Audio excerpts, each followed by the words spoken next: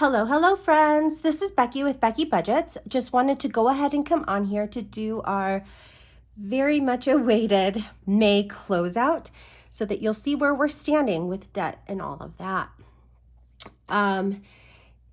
If you are new to this channel, as I know I've got some new subscribers, my name is Becky, and my husband and I are currently on our journey to pay off $69,000 worth of debt in order to get into our first home within the next 5 years.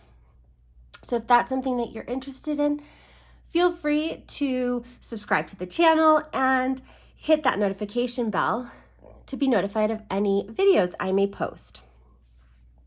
So let's go ahead and get started.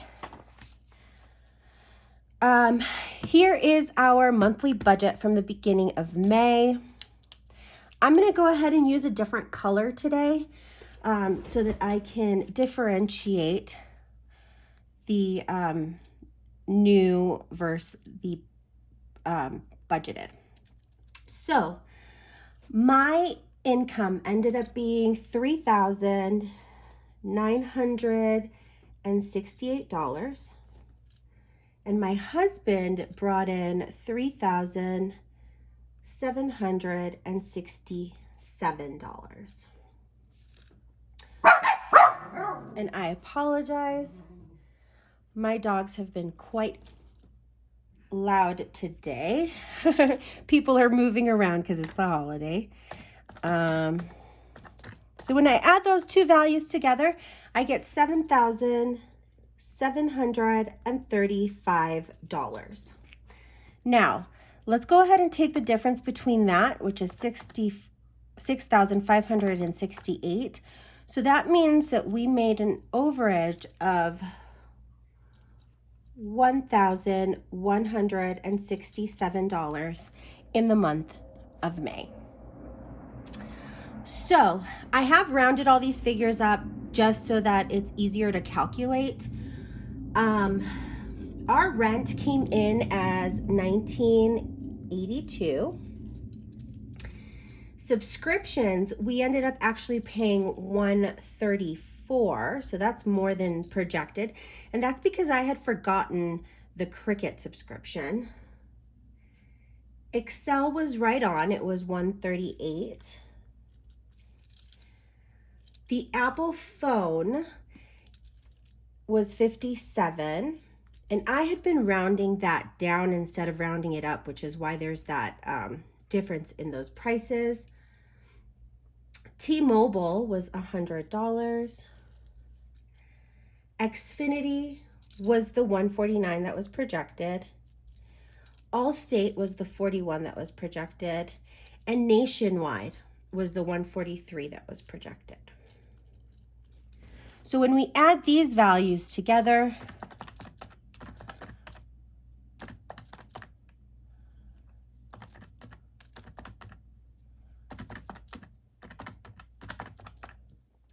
that gives us a total of, let me count that out. Let me count that again.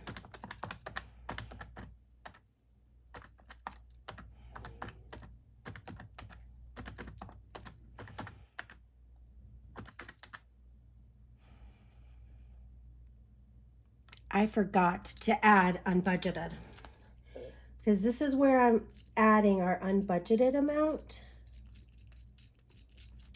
We did not budget for that, but based on my calculations on my weekly updates, that totals $54. So I've got to remember to add that. And that gives us a total of $2,798. Now, in our variable envelope category, we ended up putting $500 to food, if you remember, because when I pulled back the May last check, I ended up putting $200 into the envelope, and our May ended up having 5 weeks, so that's where that 500 comes from. Gas ended up getting $300.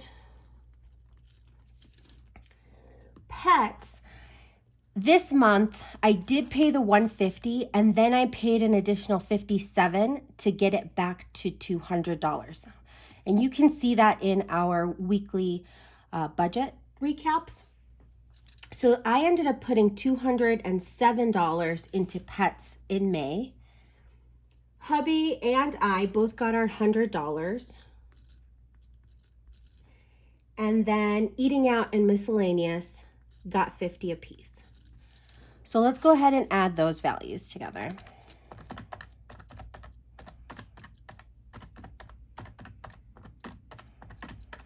And that equals $1,307. Now, moving down into debt, we did pay the $499 minimum into our credit cards. Upstart did come in as projected at $1,652.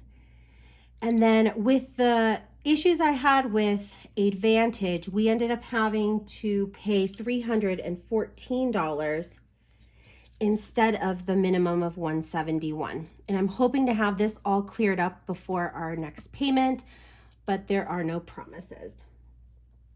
Then with Dell, we did end up putting $266 onto the Dell account. So when we add those values together, we get $2,731. Now, with a 52-week challenge, we ended up staying as projected for the 52-week number one. And then I ended up having to pay a little more into the 52-week two because I used the overage from there to pay for the Advantage. So that actually ended up getting $139. Now, you will notice that I took the extra $50 out too early from our cash stuffing the other day. I ended up having to give those $50 to my husband to fill his tank. And so I wasn't able to contribute another $50 to the $100 that we still owe his savings account. So we're still kind of at square one, where we still owe $100. And then our sinking funds ended up getting $600. Now, the reason that it ended up getting $600 is because we had put an extra $150 into our vacation fund because we're going camping, and an extra $50 in there for my cousin's graduation gift. So that's why it had an extra $200. So let's go ahead and add those values together. And we come up with 800. Oh, wait, no, I forgot the water. We had to save those $50 that are in my wallet for the water for the race. So I have to add 50 to this, and that gives us a total of $867. Now, I'm going to go ahead and kind of separate what was projected as to what we actually spent our money on. Our income was actually $7,735. When I add all these different sections together, we've got the $867 plus $2730. That didn't work. $2731 plus the $1307 plus the $2798, and that gives us a total of $7,703. Now, when I take the difference of our income from our total expenses, that gives us $32. Now, this did add up because we do have about $32 in our buffer or rollover. So these are the actual numbers and where our money went in the month of May. Now, I know a lot of you have been asking what our Dell payments look like. So the cool thing about this worksheet is that there's 100 squares. So every square is 1%. Now, if I pay only 1 month, I only fill 1 square. Now, with the additional $266, I was able to fill another 9 squares, which is 9%. So currently, we have paid 10% of our Dell balance. Now, the importance to me and what I have noticed is that if I only pay the minimum monthly, I'm really only paying 1% of the debt.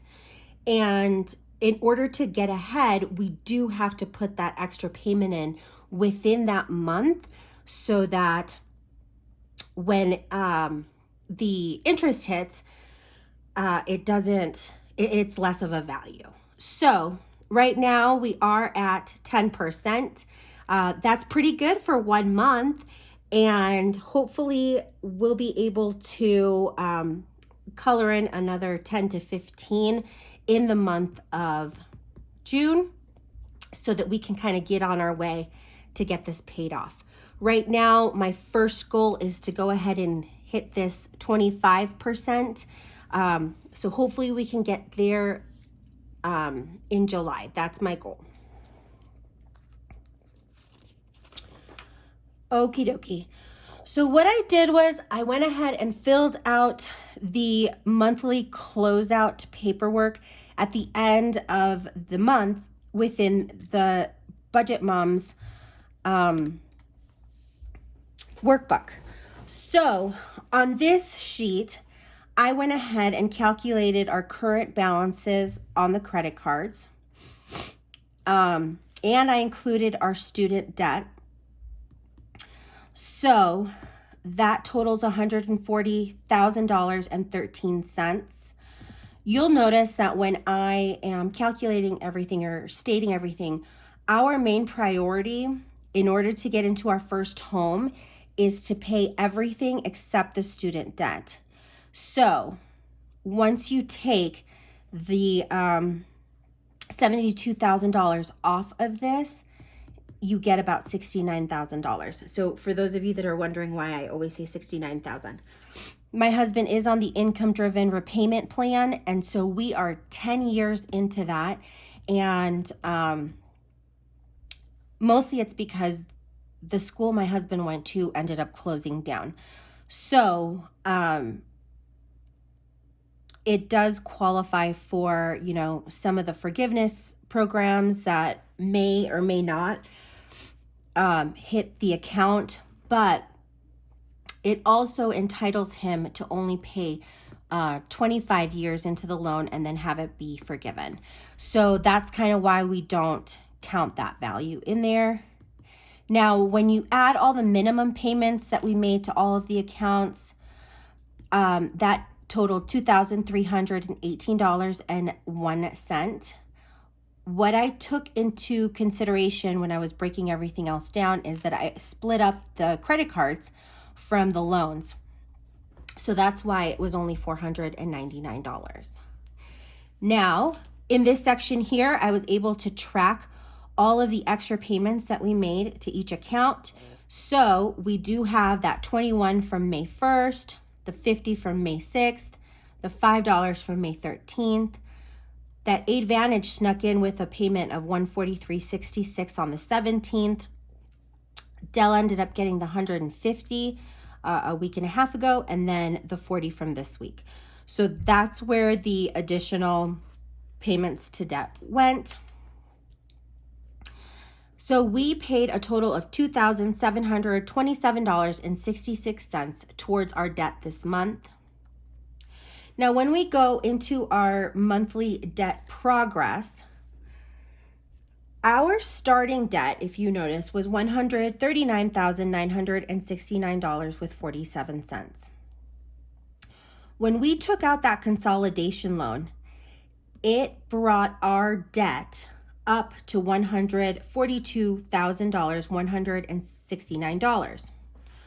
So right now, these past, I think the last month and a half, we're going to be trying to play catch up to get back to this amount. So what we did was, this is the total balance of debt from last month, which is the $142,000. The total of our debt this month is $140,000, which is the value that we have right here. Our total debt monthly progress, based on what we paid off, was $2,156.13, which means that we paid $571.53 into interest. I note that in this column right here in red because that's money we're not paying towards debt and we're basically throwing away. So the actual impact that our debt payments went towards our debt was that $2,156.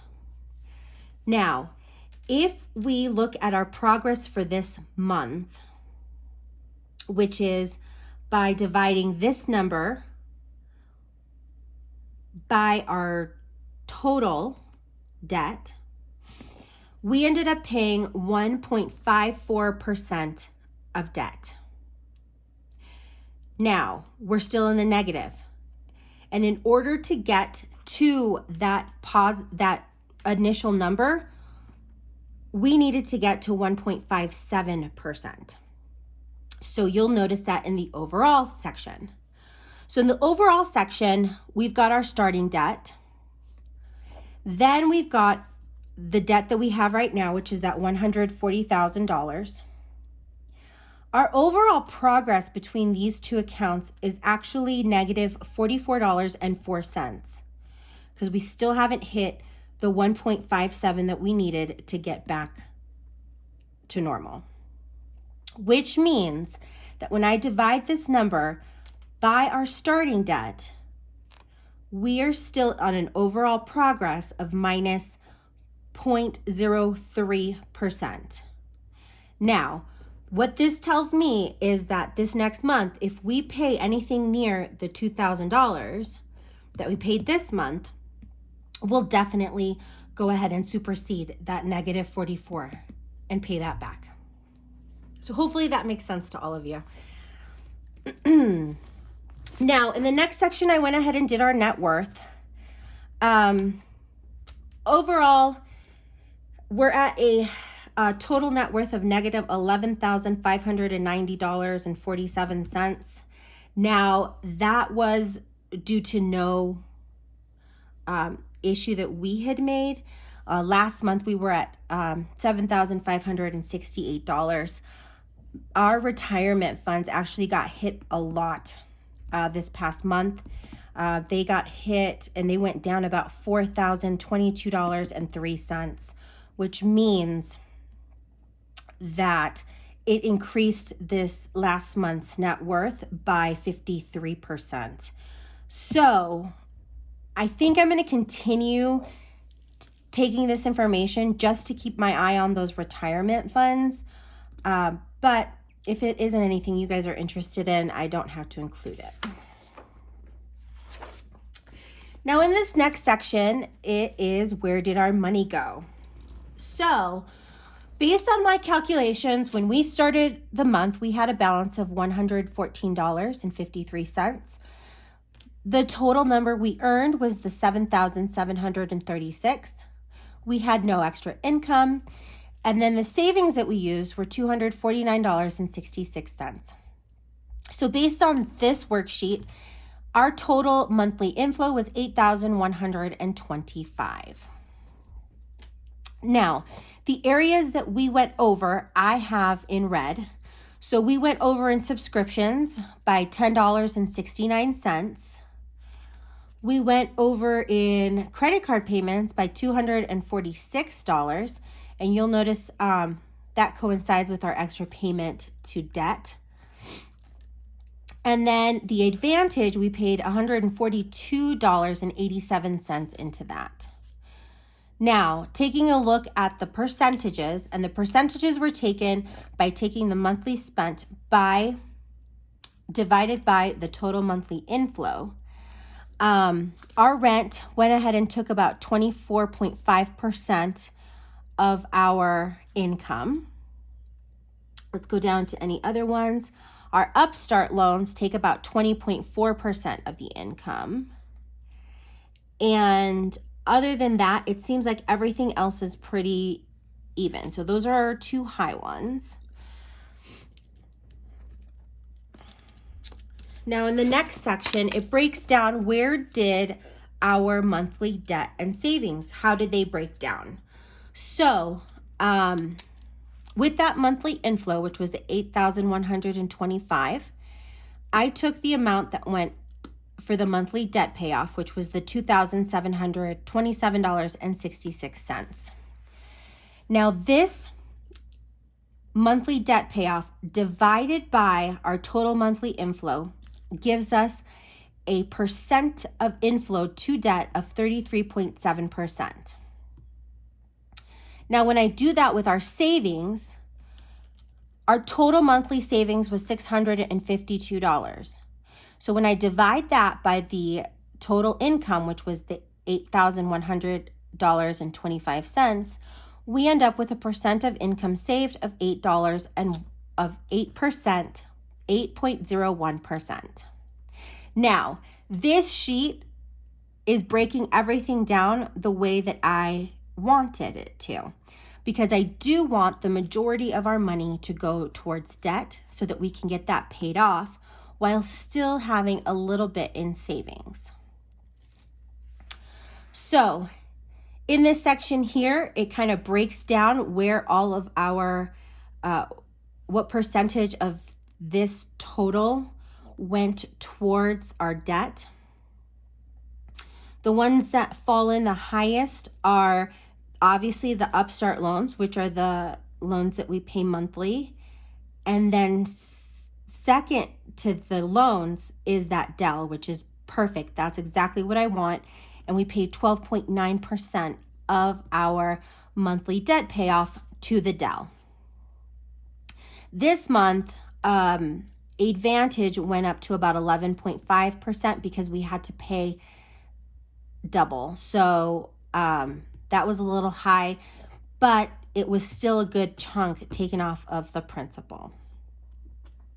Now, when it comes to our monthly savings, the 52-week challenges times 2, because my husband's doing it and I'm doing it, totaled an amount of $152. So 23.3% of what we saved went towards the 52-week challenges, which go towards our Christmas fund and our moving fund. And then our sinking funds got the $500, which was 77.7% of our savings. And those are all sitting in our sinking fund folder. Hopefully this all broke down and made sense as well. And then last but not least, it is our monthly spending comparison. So based on what we made in April to May, we made $55.49 more than we did last month. Now, based on this chart, everything that's in red is what we overpaid in the month of May. So our subscriptions came in as $47.14. So that included the having to pay for the Hand and Stone and also for the Cricut. And then when we go down here, Xfinity did go up $13 because they had taken our cable box off of the plan. Allstate, in the month of April, it was a new plan, so we didn't pay anything on it. So this first payment, which was $40.63, is more than we paid next month. And you'll notice that for for June, it goes up to regular. So it's $143 in June. So it's going to be another increase from May to June. Nationwide stayed exactly the same, so there was no difference. Our personal loan, we paid $711.03. Now, that was because we took out our consolidation loan in April, so we didn't have to pay that month. In May, we paid that first payment, and that's what that overage is. For the student loan, once again, we had that $143.66 overage, and that's because of the issues we've been having with Advantage that we paid here in May. As far as food goes, we only had an overage of $100. The reasoning behind that was that I had not budgeted for that last week in May to be in May. I wanted it originally to go into June. So we were off by $100 with our food budget.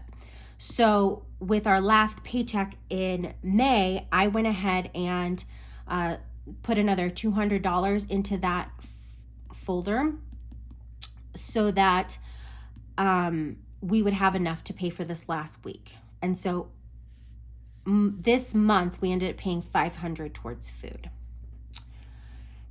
Gas, on the other hand, we broke even. So the $200 we put in was the $200 we spent, and that's pretty consistent with what happened in April. Pets, I did pay that $57 extra to get it back to $200. So that is right here with an in red because it was more money than we had projected. And then last but not least, we ended up paying an extra $32 towards debt from last month. That has a lot to do with the fact that May had an extra week. So $32 went into debt. And that doesn't bother me at all because it goes into savings. So I think the next page is that monthly meal plan. I do not use this. I do not use that sheet. I kind of scour our pantry when I'm making food. So yes, everyone, that is our May closeout. Hopefully it all made sense to you. I can honestly tell you it was a little complicated to calculate all that information out, which is why I didn't want to do that on camera. But overall, the information that it gives me on where our money has gone, how much has gone into debt, how much has gone into savings is invaluable to me. So even though it was a little tedious, it was definitely well worth it. I cannot say any more good things about this workbook. It has brought me a lot of understanding of our budget, and I do appreciate that.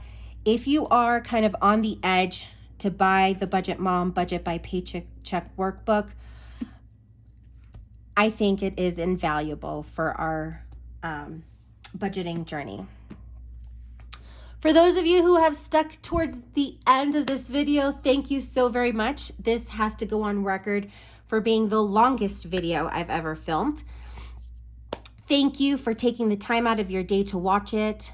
As always, I hope you all have an amazing day, and I will be back on Wednesday this week with our weekly update and also with our weekly update. And then Thursday is going to go ahead and get our